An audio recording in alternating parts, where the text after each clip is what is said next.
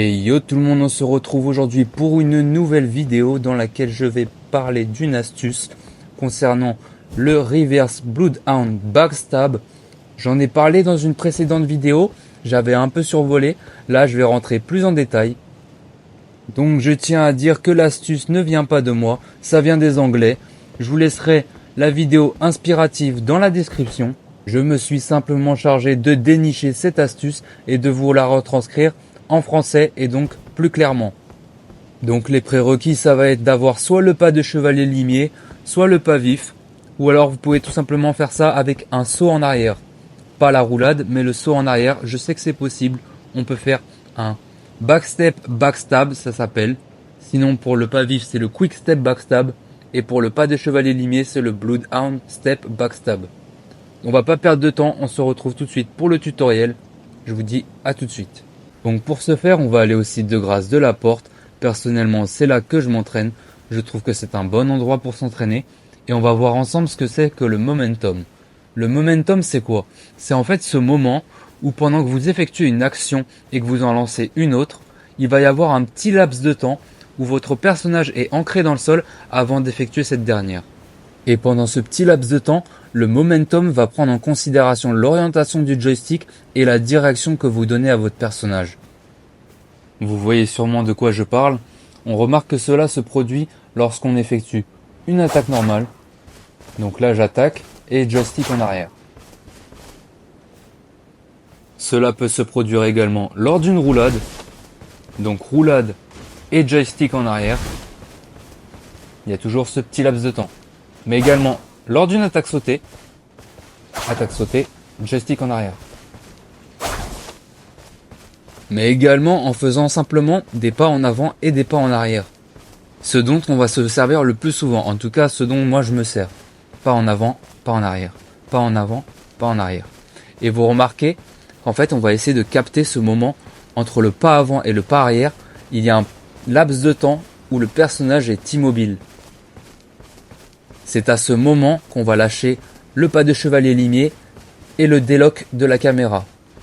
Donc au moment où on est immobile parce qu'on passe d'une direction à sa direction opposée, nous faisons un pas de chevalier limier et on délock la caméra.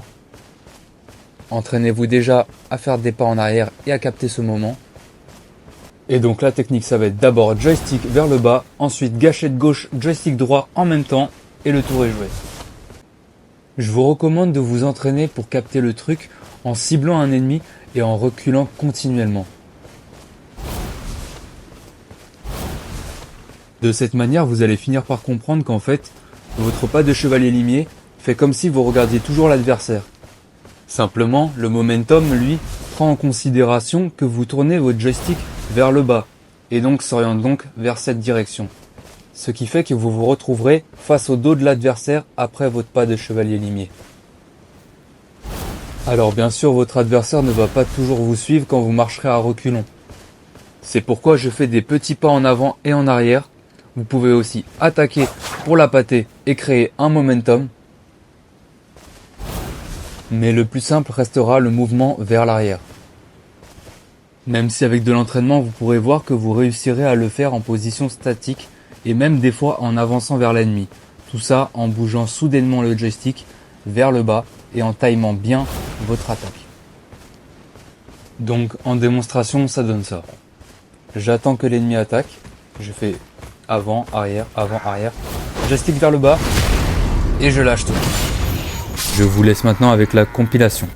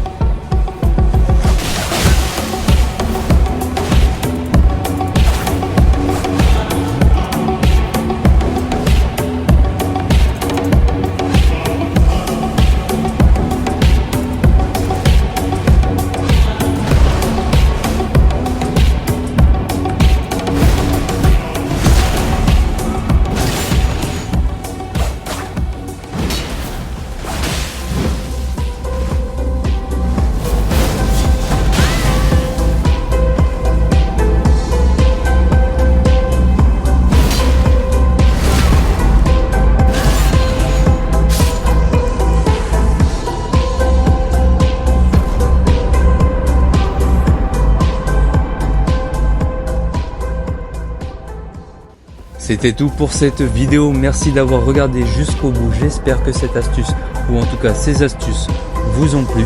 N'hésitez pas à me le faire savoir dans les commentaires. On se retrouve très vite pour de nouvelles astuces et nouveaux builds axés PVP. Et je vous dis à très bientôt.